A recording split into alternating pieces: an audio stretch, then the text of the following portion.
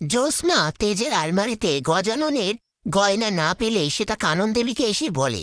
এরপর কানন দেবী সুধার ঘরে এসে গজাননের গয়না খোঁজ করলে সুধা বলে, সমস্ত গয়না তো ওই ঘরেই রাখা আছে, চাবিটা ডয়ারে আছে, আমি এক্ষুনি গিয়ে দেখছি। কানন দেবী বলে, দাঁড়াও, চাবি এখানে আর গয়না কোথাও নেই। পাশ থেকে তরিতা বলে, তুমি গয়নাগুলি চুরি করে নাওনি তো?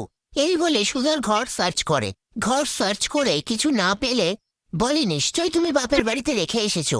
সুধা বলে, বিশ্বাস করুন, আমি গয়নাগুলো আলমারিতেই রেখেছিলাম। কানন দেবী বলে, আমি 24 ঘন্টা সময় দিলাম তোমাকে, তার মধ্যে তোমাকে গয়নাগুলো খুঁজে বের করতে হবে। এই বলে সেখান থেকে চলে যায়।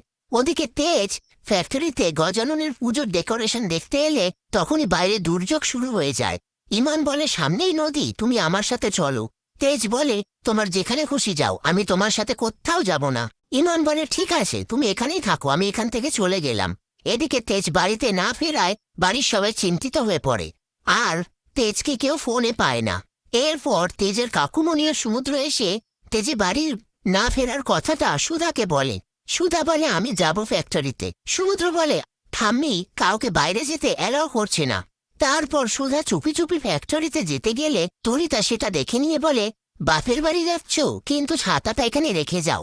ঠাম্মি যদি আবার ছাতাটা খুঁজে না পায়, তখন গয়না চুরির মতন ছাতা চুরির দায়ও তোমার ওপরই পড়বে। এই বলে ছাতাটা সুধার থেকে কেড়ে নেয়, আর সুধা সেখান থেকে চলে যায়।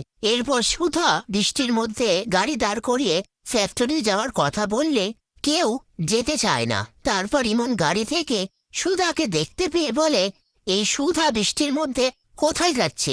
ফ্যাক্টরির দিকে নয় তো?